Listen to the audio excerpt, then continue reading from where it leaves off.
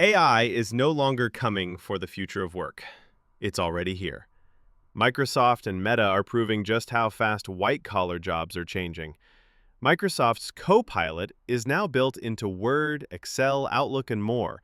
It can summarize meetings, write emails, analyze spreadsheets, and even build presentations, all in seconds.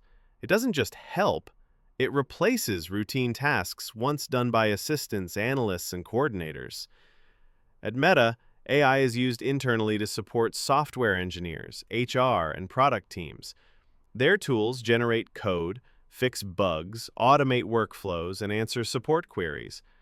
Across both companies, AI is saving time, cutting costs, and boosting output without needing more employees. This is the new reality. AI is not replacing jobs entirely, but it's doing the parts that are repetitive, slow, and time-consuming. The result? Fewer hires for roles like admin, HR support, data entry, and junior-level analysts. White-collar workers must now adapt, fast.